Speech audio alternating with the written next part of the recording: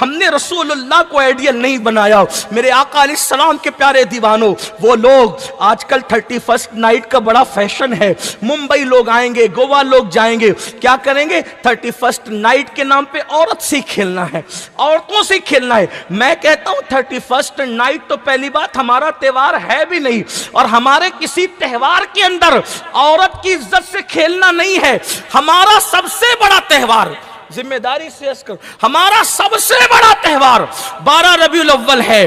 ہمارے مسلک میں کوئی اتفاق کرے نہ کرے اس کا اپنا معاملہ ہے، ہمارا سب سے بڑا تہوار 12 ربیع الاول ہے۔ توجہ فرمائے، ہماری جماعت کے بڑے عالم دین حضرت مفتی احمد یار کا نعیمی کہتے ہیں، نثار تیری چہل پہل پر ہزاروں عیدیں ربیع الاول، نثار تیری چہل پہل پر ہزاروں عیدیں ربیع الاول۔ اے ربیع الاول، تیری خوشیوں پر ہزاروں عیدیں قربان ہو، اس لیے کہ اگر میلاد مصطفیٰ نہ ہوتی تو نہ بقرعید ہوتی نہ رمضان کی عید ہوتی۔ جتنی عیدیں ملی ہے آمد مصطفیٰ کے صدقے میں ملی ہے۔ اللہ اکبر۔ تو ہمارا سب سے بڑا تہوار ربیع الاول ہے، لیکن ایک بات کہتا ہوں، لوگ عیسائیوں کا یہ تہوار ہے 31st نائٹ، عیسائیوں کا، اور یہ ان کا بھی تہوار نہیں ہے، یہ یہودیوں کا فتنہ ہے جو انہوں نے ڈالا عیسائیوں کو بگاڑنے کے لیے۔ اب آپ غور کرنا، ان کے تہوار میں عورت سے کھیلا جاتا ہے، توجہ آپ کی، ان کے تہوار میں عورت سے کھیلا جاتا ہے، اور ہمارا میلاد مصطفیٰ کا تہوار، جب میرے آقا پیدا ہوئے سب سے پہلے حضور کی پیدائش کا فائدہ کسی کو ملا؟ ایک عورت کو ملا۔ توجہ آپ کی، حضور کی پیدائش کا سب سے پہلا فائدہ کس کو ملا؟ ایک عورت کو ملا۔ وہ کیسے؟ جب میرے آقا کی ولادت ہوئی تو سویبہ نام کی ایک کنیز دوڑی گئی اور ابو لہب سے کہا، ابو لہب وہ تیرے بھائی عبداللہ جن کا وصال ہو گیا، ان کے گھر بڑا خوبصورت بیٹا آیا ہے۔ تو چونکہ ابھی تو حضور نبی ہیں، یہ ابو لہب کو پتا نہیں تھا، لیکن بھائی کے گھر بیٹا آیا ہے، اس نے کہا جا میں تجھے آزاد کرتا ہوں۔ حضور آئے اور آنے کے بعد سویبہ آزاد ہو گئی۔ حضور بتا رہے ہیں اور خوشیاں منائیں گی عورتوں سے کھیل کر، اور میری آمد پر سب سے پہلے جو کام ہوا وہ ایک کنیز کا آزاد ہونا ہوا۔ پتا چلا حضور بتا رہے ہیں کہ حضور آئے ہیں عورتوں کو آزاد کرانے کے لیے، ان کو معتبر بنانے کے لیے۔ میرے آقا علیہ السلام کے دیوانوں، کیا یہودیوں کے طریقے پر چل رہے ہو؟ ہمارے نبی نے تو یہودیوں کے طریقے پر عبادت کو بھی پسند نہیں کیا۔ دھیان دیں آپ، حضور علیہ السلام نے، تھوڑا سا شور نہ کریں، بہت اچھے سن رہے ہیں آپ لوگ، توجہ اس طرف رکھیں، بات اس طرف سے، گاڑیوں کو جانے کے لیے راستہ بھی دے دے لیکن توجہ اس طرف رکھیں۔ دیکھو حضور علیہ السلام نے یہود اور عیسائیوں کے، نصرانیوں کے طریقے پر عبادت کوئی پسند نہیں کیا۔ لوگ ان کے طریقے پہ گناہ کیسے کر رہے ہیں؟ آپ کی توجہ ہے، اللہ کے رسول علیہ السلام فرماتے ہیں، میں دیکھتا ہوں، حالانکہ حضور جانتے تھے لیکن صحابہ کو سے حضور پوچھتے تھے ایک ذوق کی خاطر۔ آقا فرماتے ہیں میں دیکھتا ہوں کہ مدینہ منورہ میں یہودی 10 محرم کو روزہ رکھتے ہیں۔ دھیان دیجئے، 10 محرم کو روزہ رکھتے ہیں۔ کیوں رکھتے ہیں؟ صحابہ نے عرض کی یا رسول اللہ، وہ موسیٰ علیہ السلام کو جو فرعونیوں سے، اور موسیٰ علیہ السلام کی قوم کو جو فرعونیوں سے نجات ملی، اس کی خوشی میں وہ رکھتے ہیں۔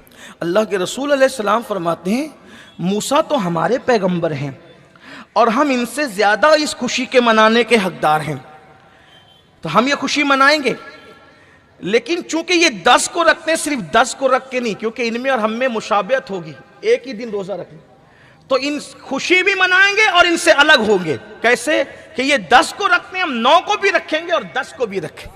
دیکھا، یعنی نیکی میں بھی ان سے مشابہت کو گوارا نہیں فرمایا۔ میرے بھائی نیکی تو نیکی ہے۔ حضور علیہ السلام جب مکہ شریف میں تھے تو حضور کو بال سنوارنا بغیر مانگ کے پسند، حضور علیہ السلام کی عادت تھی بغیر مانگ کے بال ڈالتے تھے، لیکن جب مدینہ منورہ تشریف لائے تو دیکھا کہ یہودی لوگ بغیر مانگ کے بال ڈالتے ہیں، تو حضور علیہ السلام کی پسند وہ تھی جو بغیر مانگ کے کنگھی کی جاتی ہے، لیکن جب مدینے میں دیکھا کہ یہودی ویسے بال ڈالتے ہیں تو حضور نے بال میں کنگھی کرنا بھی ان کے طریقے پر گوارا نہیں فرمایا اور بیچ سے مانگ نکالنی شروع کر دی تاکہ ان میں اور ہم میں فرق ہو جائے۔ آپ غور کریں، جو رسول کنگھی کرنا یہودیوں کے طریقے پر پسند نہ کرے، روزہ رکھنا یہودیوں کے طریقے پہ پسند نہ کرے، آج اس رسول کی ماننے والی امت یہودیوں کو مکمل آئیڈیل بنا چکی ہے، عیسائیوں کو مکمل آئیڈیل بنا چکی ہے۔ سن لو آئیڈیل بنانے والوں، اب دل کے کانوں سے اختتامی گفتگو سن لو۔ ایک بہت بڑے محدث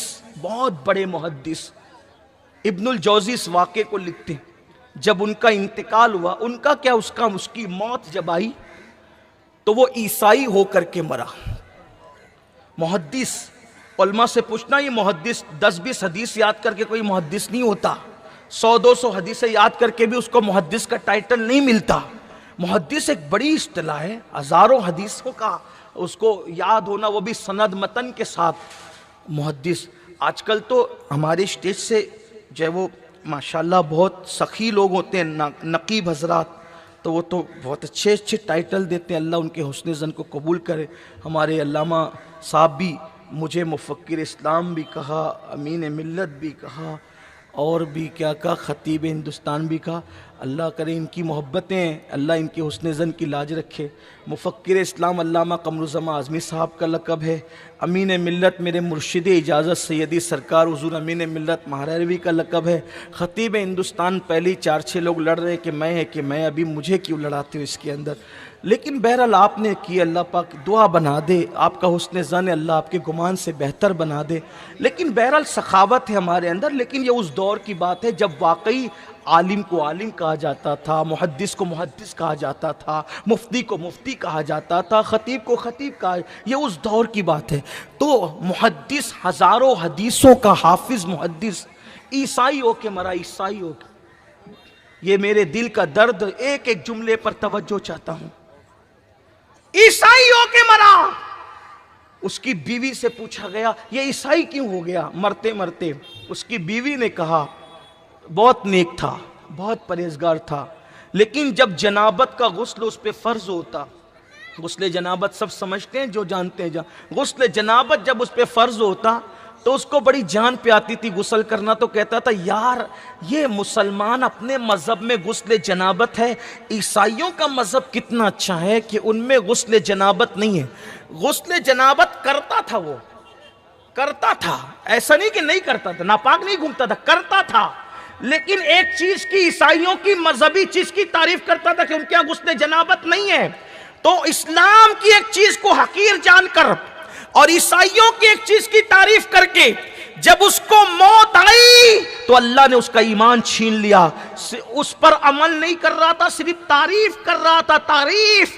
تو مرتے مرتے عیسائیوں کے مرا۔ مسلمانوں اپنے ایمان والے دل پہ ہاتھ رکھ کر سوچو ہمارا کیا ہوگا موت کے وقت، اس زبان پہ کلمہ کیسے آئے گا؟ نہ ہمارا لباس مسلمانوں کی طرح، نہ ہمارا چہرہ مسلمانوں کی طرح، نہ ہمارا گھر کا نظام مسلمانوں کی طرح، ہم کیا مسلمانوں کی طرح جی رہے ہیں؟ کتنے افسوس کی بات ہے، اگر سنت کے مطابق لباس پہننے کے لیے کہا جائے تو میرے جوان کو شرم آتی ہے، اور اگر ہیرو نے کسی فلم میں ٹوپی پہن لی تو ہمارا جوان بھی ٹوپی پہن رہا ہے، پٹھانی پہن لیا تو جوان بھی پٹھانی پہن رہا ہے، اس نے جیسے بال کٹائے ویسے بال کٹا رہا ہے، حتیٰ کہ اگر وہ پھٹی ہوئی پینٹ پہن لے جس میں ستر عورت دکھ رہا ہے، اس پر حضور علیہ السلام نے لعنت فرمائی ہے، ستر عورت دیکھنے دکھانے والے پر اللہ کے رسول نے لعنت فرمائی ہے، وہ سب کچھ ہو رہا ہے، پتہ چلا آئیڈیل کا انتخاب غلط ہو رہا ہے۔ میرے پیارے آقا صلی اللہ علیہ وآلہ وسلم کے دیوانوں، کم سے کم اپنی قبر کا تو سوچو، کم سے کم اپنی موت کا تو سوچو۔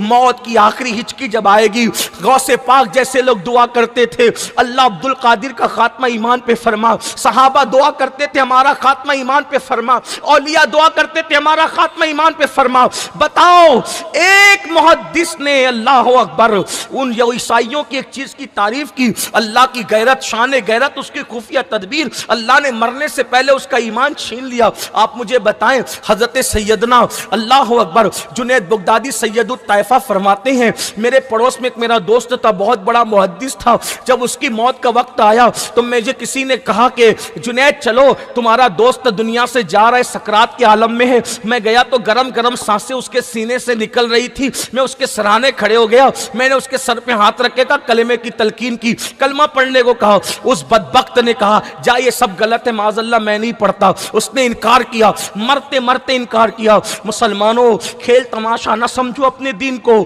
सब चलता है मौलाना, सब चलता है मौलाना, सब कैसे चलता है? स्कूल के अंदर कुछ कायदे होते हैं एक तालिब इल्म के लिए, मदरसे में कुछ कवानीन होते हैं एक तालिब इल्म के लिए, अल्लाह अकबर, मुल्क के कुछ कवानीन होते हैं उसके रहवासियों के लिए। मजहब में कैसे सब चलता है? मुल्क में सब नहीं चलता, क्लासरूम में सब नहीं चलता, मदरसों में सब नहीं चलता, यूनिवर्सिटी में सब नहीं चलता, तो अल्लाह के नाजिल करदा मजहब में कैसे सब चल सकता है? याद रखो, कुछ नहीं चलता, चलता वही है जो अल्लाह और उसके रसूल का हुक्म है। जो अपनी मर्जी चलाएगा मजहब से ऐसे निकलेगा जैसे शिकार से तीर निकल जाता है। अपने आप पे रहम करो, अल्लाह के अजाब को बर्दाश्त करने की ताकत किसी में नहीं है। मेरे नबी और तुम्हारे सच्चे नबी ने फरमाया कि जहन्नम की आग की हरारत और तपिश का आलम यह है कि अगर पहाड़ उसमें डाल दिए जाएं तो पहाड़ भी पिघल जाए। मेरी कौम के जवानों, जिसमें पहाड़ पिघल जाए, हमारा जिस्म इस काबिल है कि उसकी तकलीफ को बर्दाश्त कर सके, हमारे जिस्म में इतनी कुव्वत है कि उसको बर्दाश्त कर सके। खुदा के लिए अपने आप पे रहम करो। ये दुनिया दुनिया दुनिया दुनिया की रंगरेलियों में अल्लाह के कानून को मत भूलो, अल्लाह की शरीयत को मत भूलो, अल्लाह के निजाम को मत भूलो। नहीं बर्दाश्त कर सकते खुदा का अज़ाब। अरे थोड़ा सोचा तो सही, सोचा तो होता 10 बाई 10 का अपना कमरा, बिजली बंद हो जाए तो बगैर पंखे के नहीं रह पाते। वो कब्र जो 2 गज जमीन है, करवट लेने के लिए भी जगह नहीं है। अल्लाह अकबर, अगर अल्लाह राजी है तो ठीक है, और अल्लाह नाराज है तो वही कब्र जहन्नम के गड़ों में से गड़ा है। मुसलमानों, कभी सोचा भी, इतने दुनियादार हो गए, दुनिया जितने दुनिया में डूब गए, अल्लाह के कानून को फरामोश किया, रसूलुल्लाह के कानून को फरामोश किया, सब फरामोश कर दिया। सुन लो, सैयदुत ताइफा जुनैद बगदादी कहते हैं कि अल्लाह अकबर, उसके सराहने में गया था, मुहद्दिस था, अल्लाह अकबर, मैंने कलमा उसकी तलक़ी बाहर आया और मैं इन्ना लिल्लाह पढ़ रहा था। हाय हाय, इतना बड़ा मुहद्दिस, इतना बड़ा तहज्जुद गुजार, रोजादार का इनकार कैसे किया? अब वो किस हालत में मुझे बताया जाए, मैं उससे पूछूं तो सही, मैं इबरत तो हासिल करूं कि उसका ये हाल क्यों हुआ। अल्लाह अकबर, जुनैद बगदादी फरमाते हैं कि मैंने ख्वाब में देखा कि वो जहन्नम की जूतियां उसके पैरों में है और तालकोल का लिबास उसके जिस्म पर है और वो बड़ी भयानक सूरत में है और वो अल्लाह के अजाब में गिरफ्तार है। मैंने उससे देख करके पूछा, ओ कम वक्त, ये बता, तू तो बड़ा नेक था, बड़ा परहेजगार था, बड़ा इबादत गुजार था, बड़ा अहले इल्म था, बता तू क्यों काफिर हुआ, काफिर होकर के तू कैसे मरा? तो उसने बताया, जुनैद, बात यह थी कि मुझे एक बीमारी लग गई थी और बीमारी लगने के बाद मैंने बहुत हकीमों से पूछा, कोई इलाज न बता सका। आखिरकार मैं एक ईसाई के पास गया, नसरानी के पास गया, वो हकीम था, उसने कहा, देख, तेरी बीमारी का इलाज कोई नहीं कर सकता, अलबत्ता एक नुस्खा मेरे पास है, अगर वो करेगा तो बीमारी दब जाएगी, ख़त्म नहीं होगी लेकिन दब जाएगी। मैंने पूछा क्या? तो कहा, साल में एक मरतबा 1 कटोरा तुझे शराब पीना पड़ेगा, साल में 1 बार तुझे शराब पीना पड़ेगा। बस यही था, बीमारी दबाने की वजह से मैं छुप करके 1 कटोरा शराब साल में 1 बार पी लेता था। 1 बार बतौर दुआ साल में मैं शराब का प्याला पीता था। जब मौत आई तो कलमे का इनकार कर गया, ईमान हाथ से निकल गया। मेरी कौम के जवानों, जो बतौर दवा शराब का 1 प्याला साल में 1 मरतबा पिए, मौत के वक्त उसका ईमान छीन लिया जाता है। जो पार्टियों में शराब पी रहे हैं, जो शादियों में शराब पी रहे हैं, नशा जिनकी आदत बन चुकी है, नशा जिनकी आदतें सानिया बन चुकी है, फितरतें सानिया बन चुकी है, उनकी जबान पे कलमा कैसे आएगा? याद रखना, आइडियल बनाना है तो अल्लाह के रसूल को बनाओ, आइडियल बनाना है सिद्दीक अकबर को बनाओ। बात खत्म करते करते, अगर सिद्दीक अकबर को आइडियल बनाओगे तो क्या मिलेगा? अल्लाह अकबर। आइए, बहुत खूबसूरत सी बात याद आई, मेरे आका के असहाब में सिद्दीक अकबर की शान ये है, सिद्दीक अकबर, सिद्दीक बावफा की शान ये है कि सबसे आखिर में रसूलुल्लाह से जुदा होकर के जाते थे और जाने के बाद پاک جب اپنے گھر میں جاتے تھے تو ان کو دل نہیں لگتا تھا، ان کا قرار نہیں آتا تھا، حضور کے بغیر بے چین رہتے تھے، بے قرار رہتے تھے۔ تو پتہ ہے کیا ہوتا تھا؟ اپنے گھر سے نکل کے آتے تھے اور آنے کے بعد حضور کی چوکھٹ پہ بیٹھ جاتے تھے، کبھی یہ رخسار حضور کی چوکھٹ پہ رکھتے، کبھی یہ رخسار حضور کی چوکھٹ پہ رکھتے، اور اسی طرح کبھی حضور کی چوکھٹ پہ سر ڈال کر کے آنکھیں بند کر لیتے۔ جب صبح ہوتی حضور اپنے دروازے سے پردہ ہٹاتے تو صدیق با وفا کو اپنے دروازے پہ پڑا ہوا پاتے، تو آقا شفقت سے پوچھتے ابو بکر کون سی ضرورت تمہیں یہاں لائی ہے؟ صدیق اکبر کون سی ضرورت تمہیں یہاں لائی ہے؟ تو صدیق اکبر عرض کرتے میرے ماں باپ آپ پہ قربان آقا، جب آپ کو آپ کے گھر چھوڑ کر اپنے گھر جاتا ہوں تو آپ کے بغیر قرار نہیں آتا، آپ کے بغیر چین نہیں آتا، آپ کے بغیر دل نہیں لگتا، تو سوچتا ہوں حضور تو گھر میں چلے گئے، کم سے کم حضور کی چوکھٹ ہی سے دل کو تولا لوں، دل کو تسلی دے دوں۔ اور جب صبح ہو، صبح کے وقت ابو بکر سب سے پہلے کسی کو دیکھے تو آمینہ کے لال مصطفیٰ جان رحمت کو دیکھے، اور صبح غلاموں میں سب سے پہلے نبی کی نظر اگر کسی پہ پڑے تو ابو بکر صدیق پہ پڑے۔ یہ عشق تھا، یہ محبت تھی۔ آج تو ہم عشق کے بڑے دعوے کرتے ہیں، عشق مصطفیٰ کے دعوے کرتے ہیں، بنایا صدیق اکبر کو آئیڈیل، سیدنا صدیق اکبر کے طریقے پر کتنا عمل کیا؟ نہیں،